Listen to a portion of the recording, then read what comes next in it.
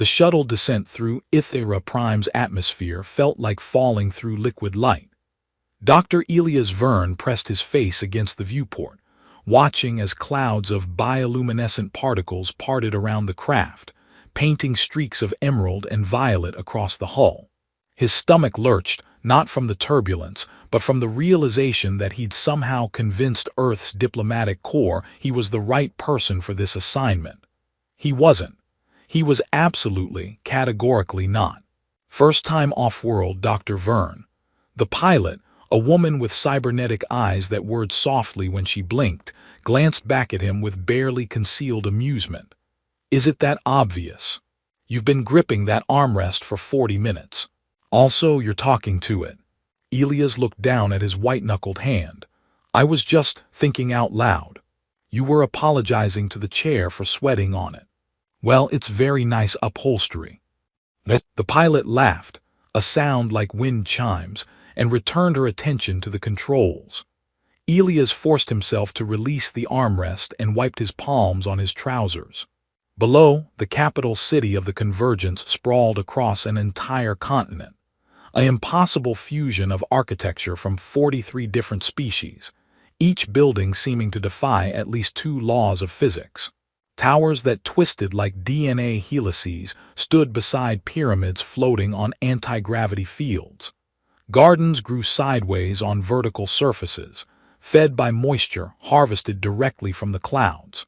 And there, dominating the center of it all, rose the sovereign halls.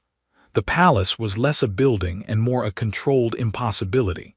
Its outer walls appeared to be made of crystallized starlight, constantly shifting through colors that didn't quite exist in Earth's visible spectrum.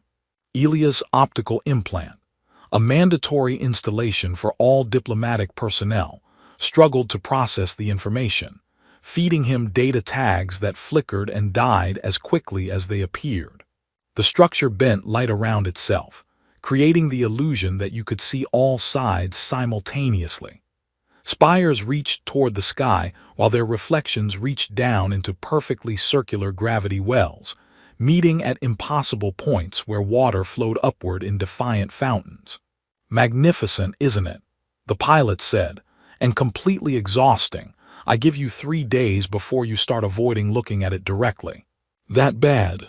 Your brain isn't designed to process 5-dimensional architecture, Dr. Verne. None of ours are. The Convergence built it as a statement, look what we can achieve together. What they actually achieved is the galaxy's most beautiful migraine. The shuttle touched down on a landing platform that hadn't been there a moment before, phasing into existence with a soft hum of quantum stabilizers. Elias gathered his belongings. A single bag containing 3 changes of clothes, 17 academic texts on xenoanthropology, and a worn paperback novel his sister had pressed into his hands at the spaceport. For when you need to remember what being human feels like, she'd said. He stepped out into air that tasted of ozone and something floral he couldn't identify. The gravity was slightly lighter than Earth's standard, making each step feel precarious, as if he might accidentally launch himself into orbit. A welcoming committee of exactly 0 beings waited for him. Instead, a holographic projection flickered into existence, a vaguely humanoid form composed of golden light particles. Dr. Elias Verne, Cultural Liaison, Earth Diplomatic Delegation, the projection announced in a voice that seemed to come from everywhere and nowhere. You are cleared for entry. Proceed to Orientation Hall 7 Gamma. Your accommodations have been assigned. Your schedule has been uploaded to your personal interface. Welcome to Ithera Prime. Please refrain from touching any surface that appears to be breathing. Wait, what? The projection vanished. Elias stood alone on the platform, watching as his shuttle lifted off and disappeared back into the particle-filled sky. Around him, other vessels came and went with precise choreography.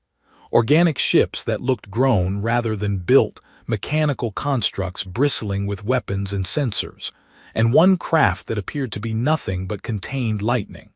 Beings of every conceivable shape moved through the organized chaos with the confidence of those who belonged. He did not belong. The entrance to the palace proper revealed itself as he approached, a doorway that literally assembled itself from the surrounding wall, molecules rearranging with a sound like distant music. Inside, the corridor stretched impossibly far, its walls alive with moving images.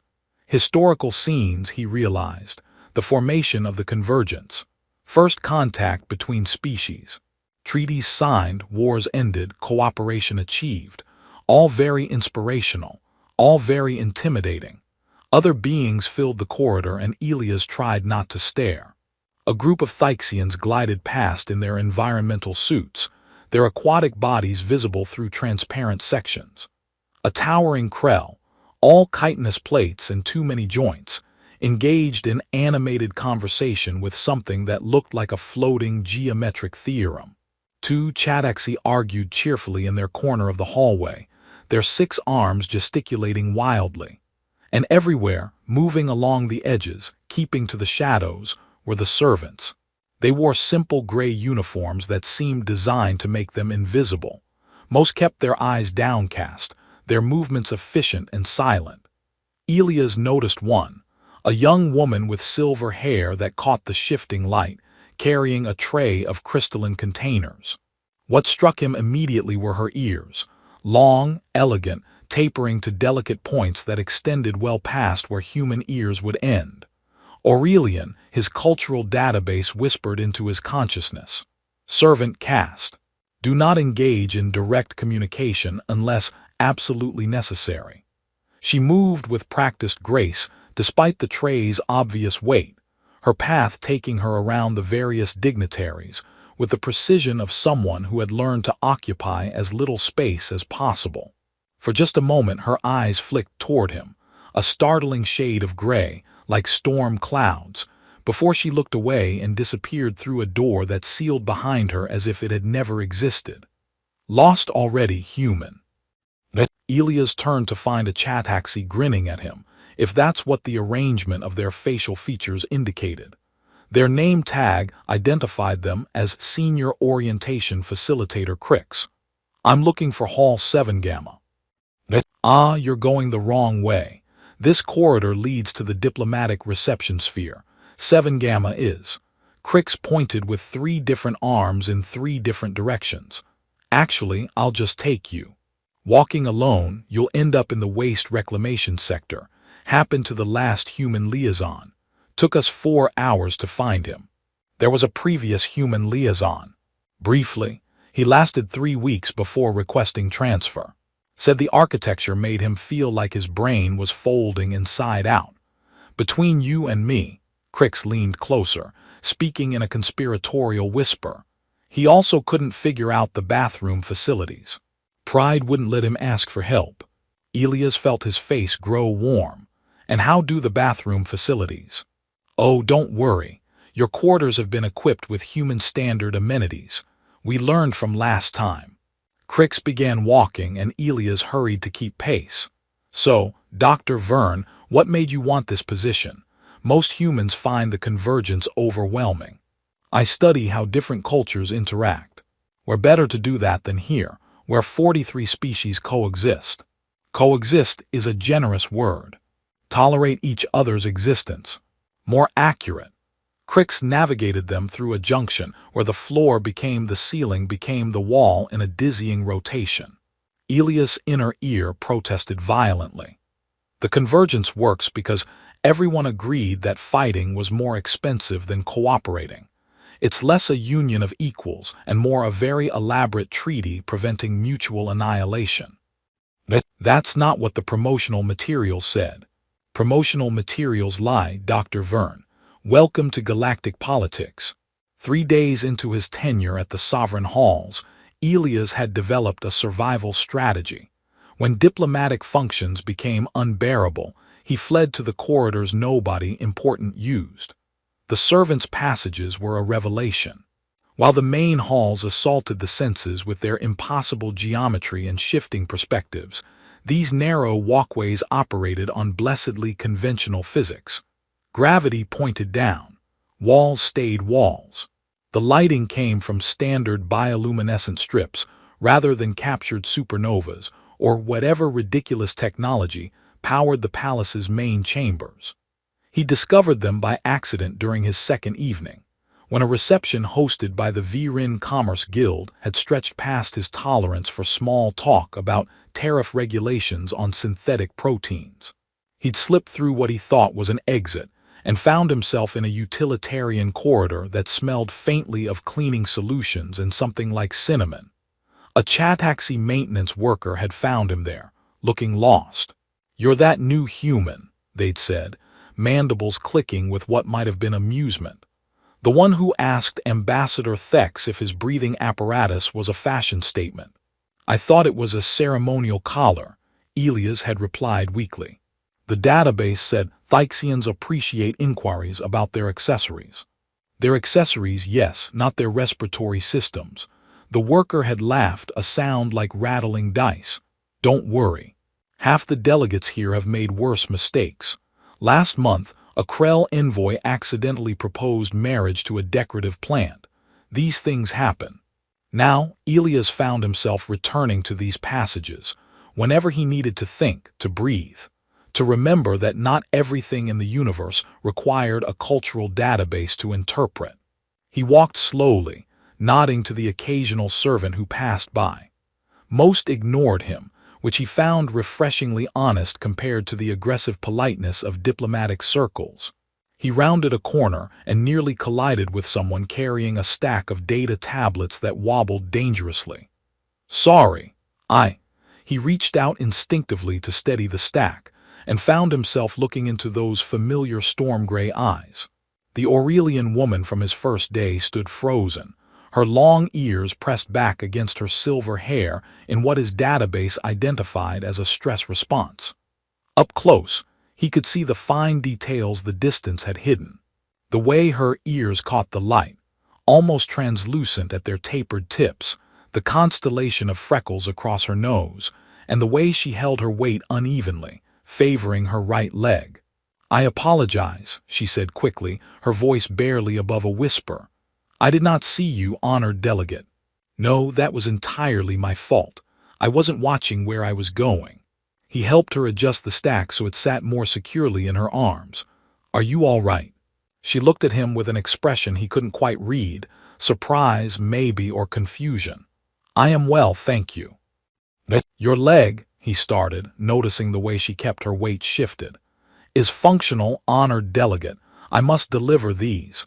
Please excuse me."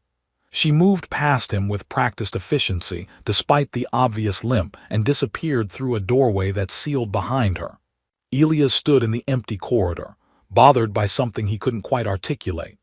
His communicator chimed, a reminder about tonight's banquet. The Thyxian ambassador was hosting, which meant 3 hours of navigating complex dietary restrictions, remembering which species considered eye contact offensive, and pretending he understood the symbolic significance of seating arrangements. He sighed and began the long walk back to his quarters to change into formal attire. The banquet hall existed in a state of controlled chaos. Gravity varied by section to accommodate different species' comfort levels. The Thyxians' area featured a shallow pool, while the Krell delegation occupied a high-ceilinged space where they could fully extend their considerable height. Holographic translators floated above each table, converting speech into visual patterns for species that communicated through color changes or electromagnetic pulses. Elias had been seated at what his supervisor called the learning table, junior delegates and cultural liaisons who could be safely isolated from critical negotiations. His table mates included a young Virin economist who spoke in a constant monotone, a Chataxi poet who kept trying to recite verses about the beauty of properly organized supply chains, and a being made entirely of crystallized thought forms who didn't eat but attended anyway out of what they called sociological curiosity.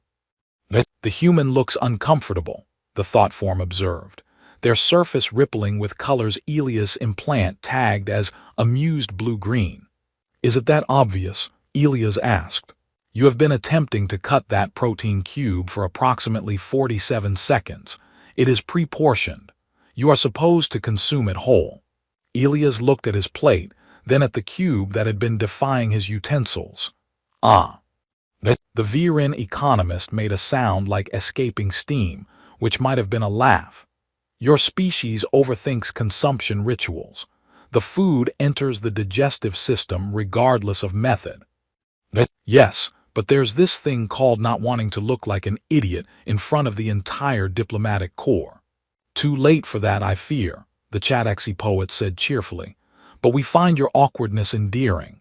It's refreshing compared to the usual pretense. Servants moved through the banquet hall like shadows, their gray uniforms allowing them to slip between the tables unnoticed. Elias watched them work with growing admiration. The coordination required to serve so many different species simultaneously, each with unique requirements and restrictions, was staggering. One carried a tray of crystallized methane for the Viren tables. Another balanced containers of live insects for the Krell. A third distributed sealed atmosphere packets to delegates who breathed different gas mixtures. He saw her again as she approached the high table where the senior diplomats sat. The Aurelian woman moved with the same careful grace, but now he couldn't unsee the irregularity in her gait, the way she compensated for pain with tiny adjustments to her posture. She carried a tray of luminous drinks that cast blue light across her face. The ambassador's table was the most prominent, elevated slightly on a platform that rotated slowly to give the occupants a view of the entire hall. Thyxian protocol demanded that servants approach from the left side only, kneeling to present each item for approval before serving. It was, Elias' database informed him, meant to demonstrate the server's humility before aquatic superiority. He watched as she approached, began to kneel, and then her leg buckled. The tray tilted but didn't fall. She caught it with reflexes honed by years of practice, the drink sloshing but not spilling. For a heartbeat the world seemed to pause. She knelt there, weight on one knee, the other leg extended awkwardly, clearly struggling. Then the laughter started. The Thyxian ambassador made a clicking sound deep in his breathing apparatus, a noise that rippled through his entire entourage. The other Thyxians joined in, their laughter emerging as rhythmic clicks and wheezes that echoed through their environmental suits. It spread like a contagion, nervous titters from the Viren delegation, harmonic vibrations from the crystalline beings. Even the Krell's chittering joined the chorus. They were laughing at her pain. The woman kept her head bowed, her ears flat against her skull, trembling slightly. Protocol demanded she finish serving despite everything. She reached up with the tray, offering it to the ambassador, who made another clicking sound before accepting a drink with one of his manipulator tentacles. Elias felt something hot and tight coiling in his chest. Around him, his table-mates exchanged uncomfortable glances. "This is customary," the Viren economist said quietly. "Servants are expected to perform flawlessly. Failure is considered entertaining." "That's barbaric," Elias said. "That is the convergence," the thought form replied, their colors shifting to something his implant couldn't translate. "We are all very civilized here, you understand, very evolved, very enlightened." The woman had finished serving and was attempting to stand, her movements careful and controlled despite the obvious pain. The laughter had died down to scattered chuckles.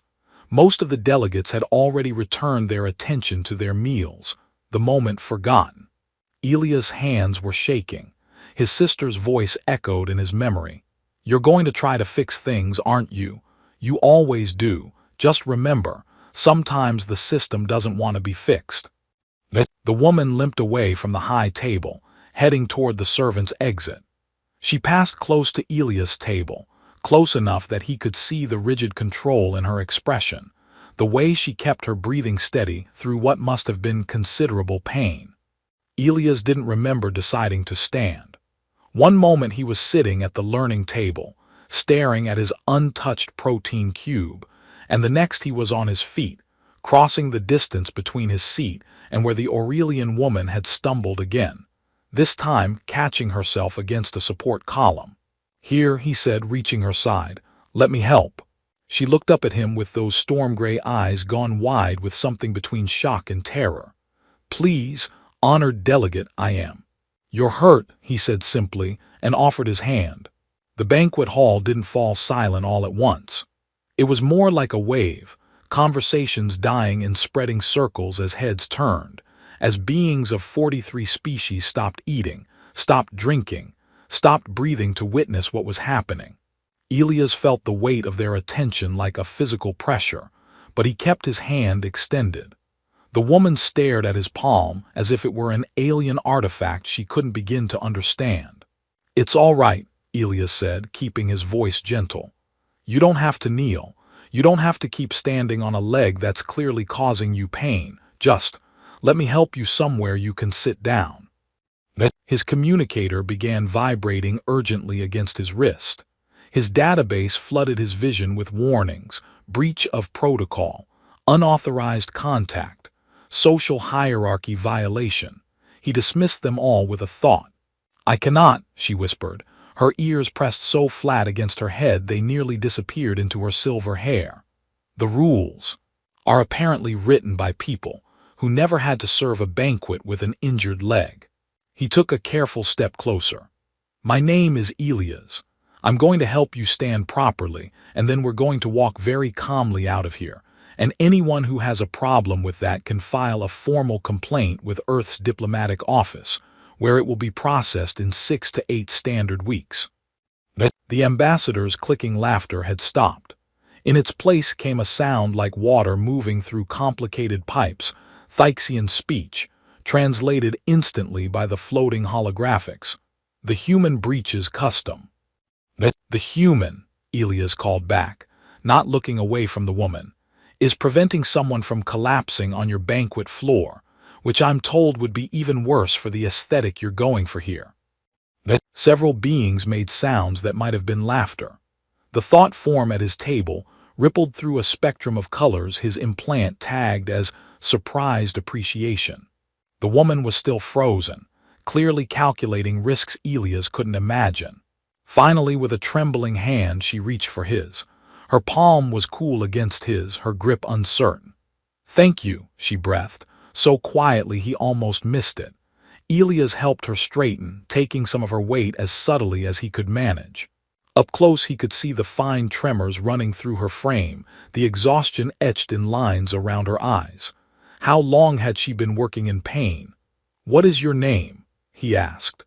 "Lyra," she said, then immediately looked as if she regretted speaking. "Lyra, nice to meet you, even if the circumstances are terrible. Now, where's the medical facility in this architectural nightmare?" "I do not require. You're limping badly enough that I noticed it 3 days ago in a hallway.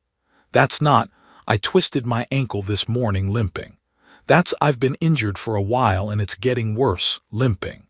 He started guiding her toward the nearest exit, acutely aware that every being in the hall was watching. "So, medical facility. Unless you'd prefer I carry you, which I should warn you would be extremely awkward for both of us because I have the upper body strength of a particularly sedentary librarian." A sound escaped her, almost a laugh quickly suppressed. "You should not be doing this." "I'm doing it anyway. Reckless compassion is kind of humanity's thing. We're not great at following rules we think are stupid." They reached the doorway, which opened obligingly. "Also, I should mention that I've already completely destroyed my diplomatic career in the 3 days I've been here, so at this point, I'm just seeing how spectacular the failure can get." Behind them, the banquet hall erupted into noise, conversations in dozens of languages, some approving, most scandalized, all animated. Elias guided Lyra into the corridor beyond and the door sealed, muffling the chaos.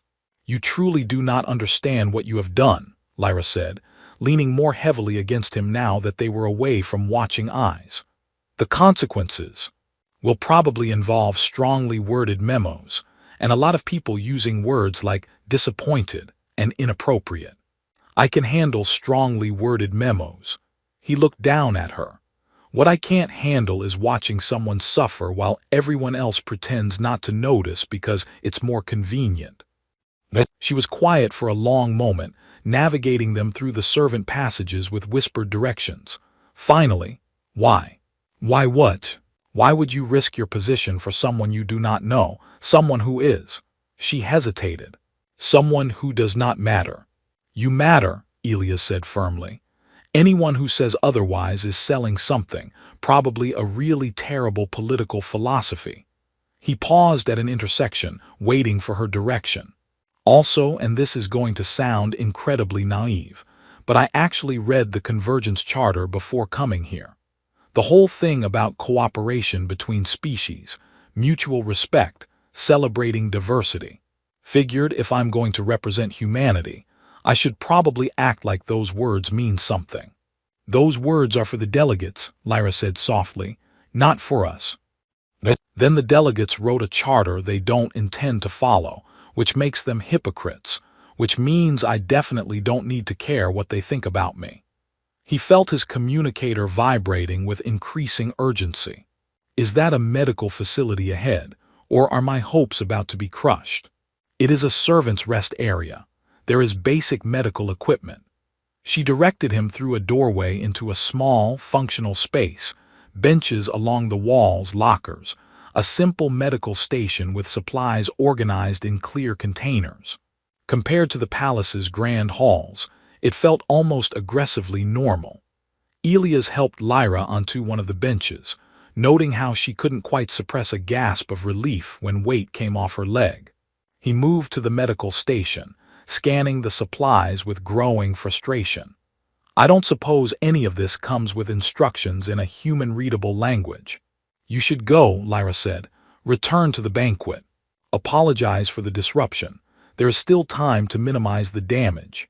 And leave you here with whatever injury you've been ignoring. Absolutely not. He picked up something that looked like a scanner, pointed it at her leg, and was rewarded with a holographic display of bone structure and inflamed tissue. Okay, that's concerning. Lyra, this isn't a minor injury.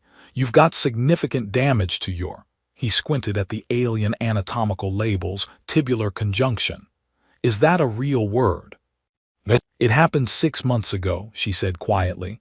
A gravity lift malfunction. A younger servant would have been crushed. I pushed them clear. And received no treatment. Treatment costs resources. Resources are allocated based on value. She gestured at herself, at the gray uniform, at everything she represented. I am not valuable enough for medical intervention beyond basic wound sealing. Elias felt that hot, tight feeling in his chest again, stronger this time. That's the most backward, short-sighted, cruel policy I've ever heard, and I once read a paper about Earth's 20th century healthcare economics. The door opened and Crix tumbled in, all 6 arms waving frantically. Dr. Verne, do you have any idea what you've just done? The Thyxian delegation is demanding an apology. Your supervisor is threatening to physically drag you back to Earth. The betting pools on how long you'd last just paid out early, and I lost 17 credits. Sorry about your credits, Elias said, not sounding sorry at all. How do I use this medical equipment to actually help her? Crix's multiple eyes focused on Lyra, then the scanner readout, then back to Elias. Their mandibles clicked rapidly. You're serious. You're actually serious about this. Completely. The hearing took place in what the Convergence called a deliberation chamber, which Elias privately thought looked more like an amphitheater designed by someone having a very serious argument with Euclidean geometry.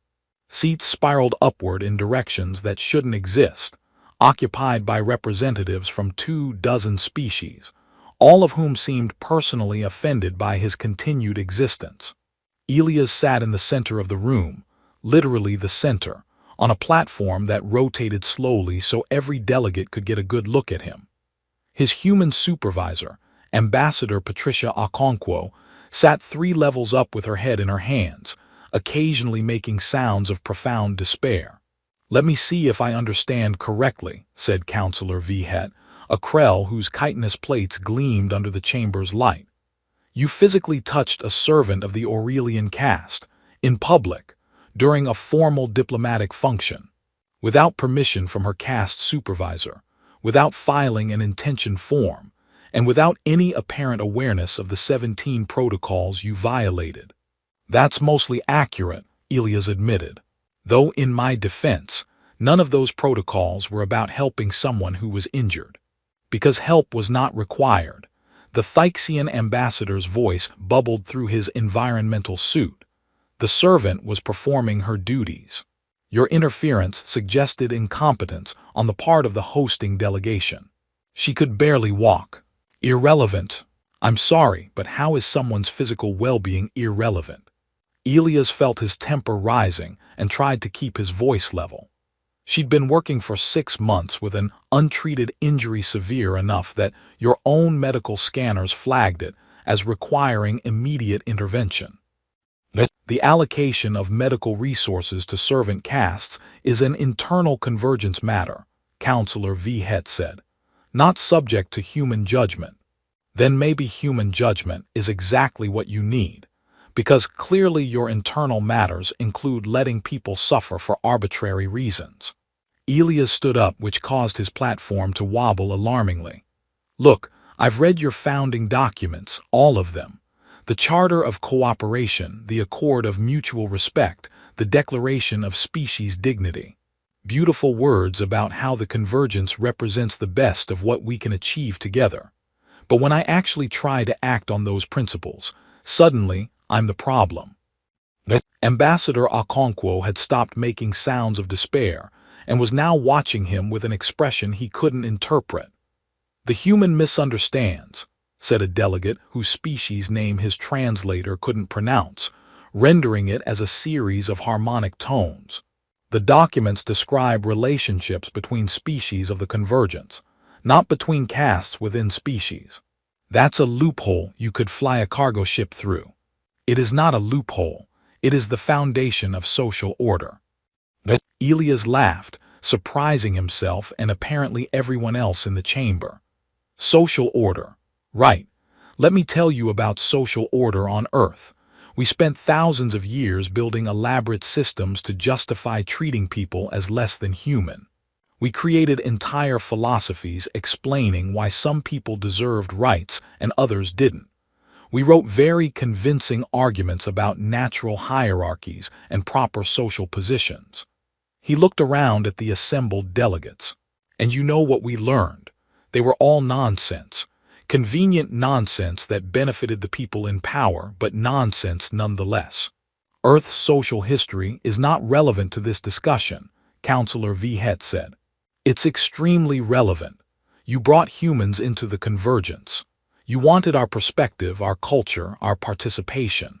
Well, congratulations, you got it. And part of human culture, at least the part we're trying to be now, is that we don't ignore suffering just because acknowledging it is inconvenient. A Viren economist in the upper tiers made that steam-escaping sound. The human's passion is noted. However, passion does not override established procedure. The servant Lyra has been taken into custody pending investigation of the incident. Elias felt his stomach drop. Custody? She didn't do anything wrong.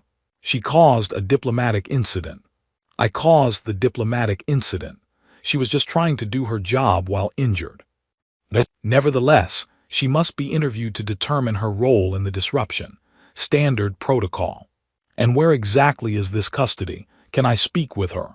The counselor's response came in a tone that suggested the question itself was inappropriate. Servants speak with their caste supervisors, not with diplomatic personnel. So she's being punished for something I did, and I'm not even allowed to verify that she's being treated fairly. Elias looked up at Ambassador Okonkwo.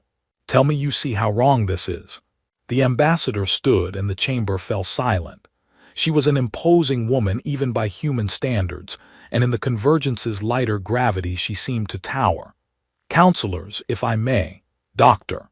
Verne is correct that his actions violated protocol. He is also correct that those protocols themselves may warrant examination. She paused, letting that sink in.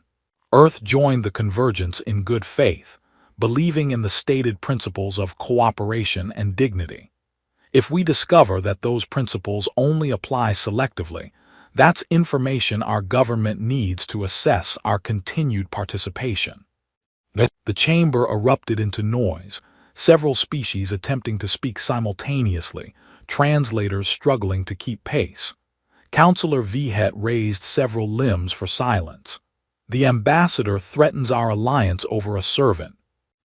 The ambassador, Okonkwo said calmly, is noting that Earth citizens will question an alliance that contradicts our core values.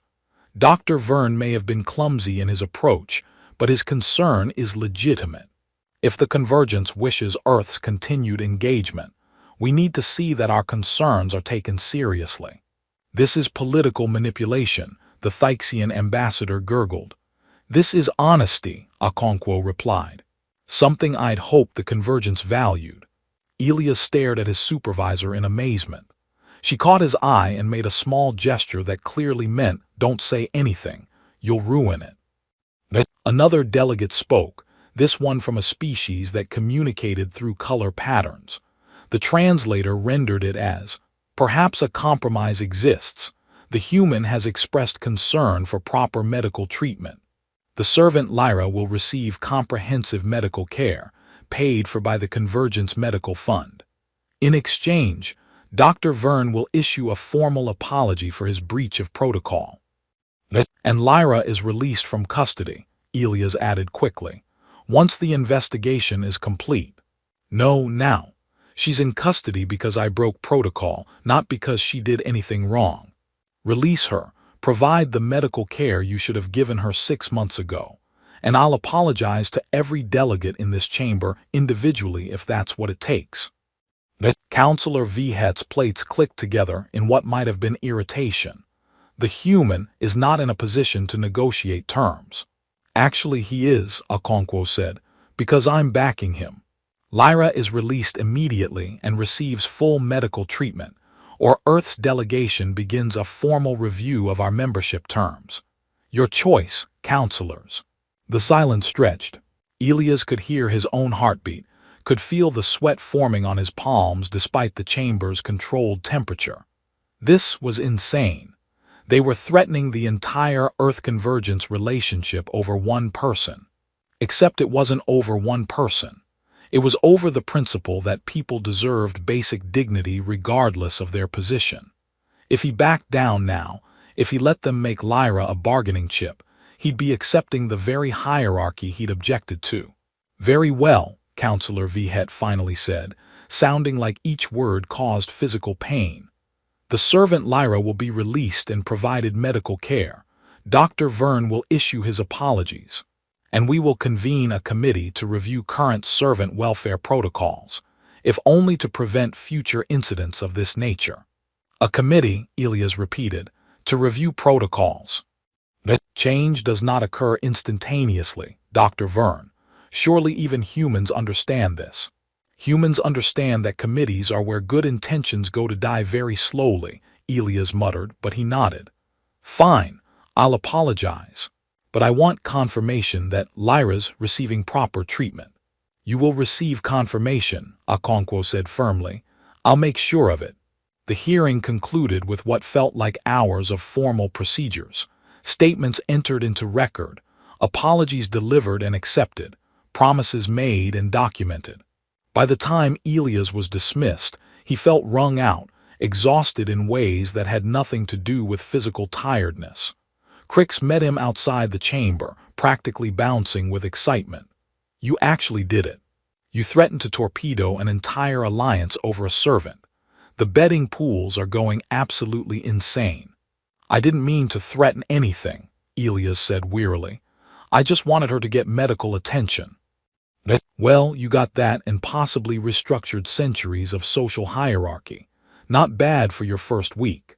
The floating gardens of the sovereign halls existed in a carefully maintained pocket of altered physics, where gravity worked at angles, allowing water to flow in spirals and plants to grow in directions that made botanical sense only to themselves. Elias had discovered them during his second week.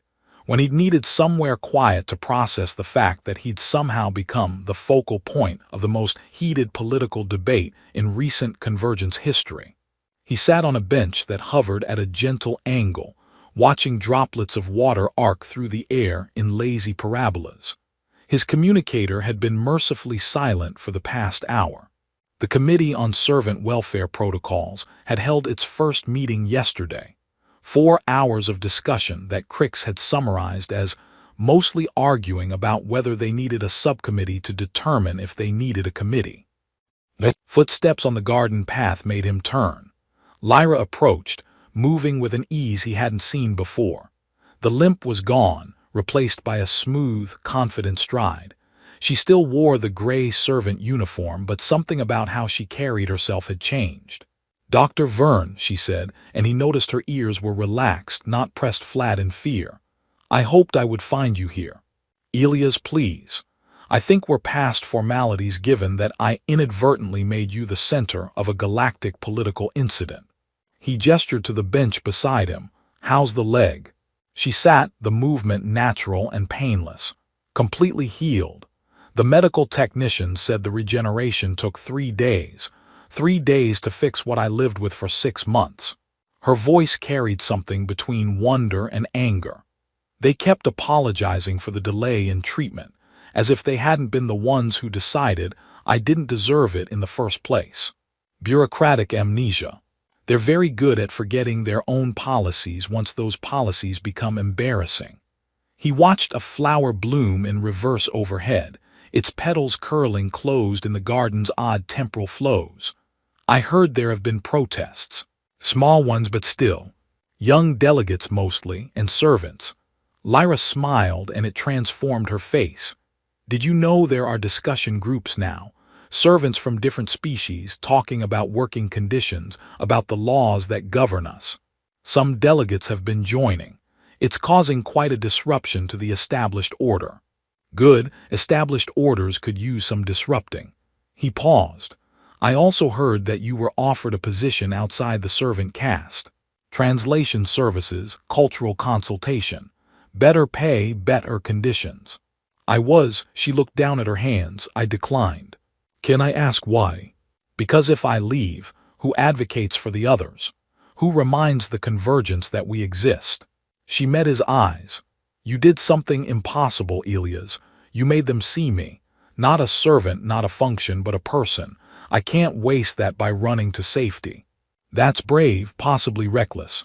I recognize reckless when I see it. I'm something of an expert. She laughed, the sound clear and unguarded. We make quite a pair. The reckless human and the stubborn Aurelian. They sat in comfortable silence, watching the garden's impossible physics at work. Finally, Elias spoke. I'm staying, you know.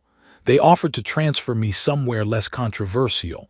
Apparently, there's a nice quiet observation post monitoring asteroid mining operations. But Ambassador Okonkwo convinced them I'm more useful here. As what? A professional protocol violator. Cultural disruptor, actually. Turns out that's a real position now. My job is to identify places where convergence practice diverges from convergence principles and make a nuisance of myself until someone fixes it. He grinned. I'm getting paid to be annoying in the name of social justice. It's like they designed a job specifically for my skill set. The committee announced its first recommendation yesterday, Lyra said. All servants are to receive annual medical evaluations and treatment for work-related injuries, funded by the Convergence medical system. I heard it's a start. More than a start. It's the first time in 3 centuries that Aurelians have been granted something through official channels rather than being allowed the scraps. She turned to him. Do you understand what you've done? Not just for me, but for all of us. I helped someone who needed help. The fact that it caused this much upheaval says more about the system than it does about me. You're wrong, her voice was firm. The system has existed for centuries. Thousands of beings have passed through these halls, seen the same suffering you saw, and done nothing. They had their reasons: career advancement, political alliances, simple self-preservation. All very logical reasons. She reached out and took his hand, her cool palm against his. But you looked at someone in pain and couldn't walk away. That's not just helping. That's choosing compassion over convenience, even when it costs you. Elias felt his face grow warm.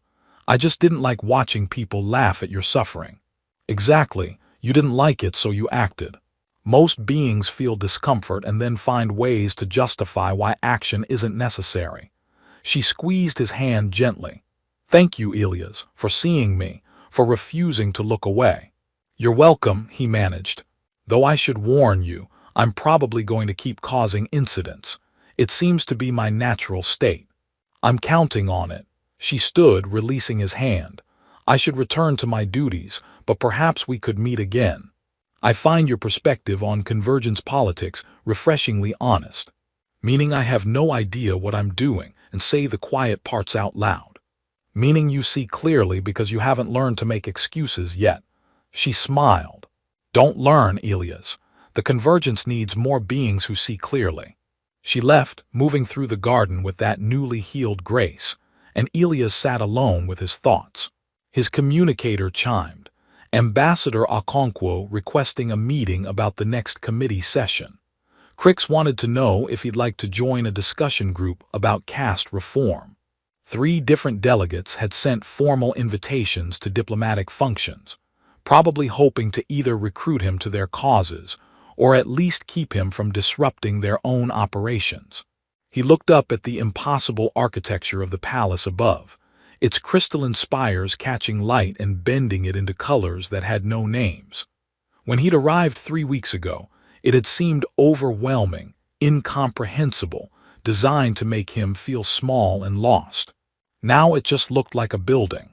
A very complicated, occasionally ridiculous building, full of beings trying to navigate the gap between the ideals they claimed and the reality they'd created. He could work with that. Elias stood, straightened his jacket, and headed back toward the palace proper. He had a committee meeting to attend, protocols to violate, and an entire social hierarchy to politely dismantle through the aggressive application of basic compassion. Somewhere in the servant passages, others who'd been invisible were finding their voices. Somewhere in the diplomatic chambers, young delegates were questioning traditions their elders had never examined. And somewhere in the administrative offices, committees were actually discussing change instead of simply discussing the discussion of change. It wasn't revolution. It was barely even reform. But it was movement momentum, the first cracks in a system that had seemed immovable. All because one human had refused to look away from suffering, even when it would have been easier. As he walked back through corridors that no longer seemed quite so alien, Elias allowed himself a small smile. His sister had been right. He was going to try to fix things. But maybe, just maybe, some things were worth fixing even if the fixing got complicated. Especially then.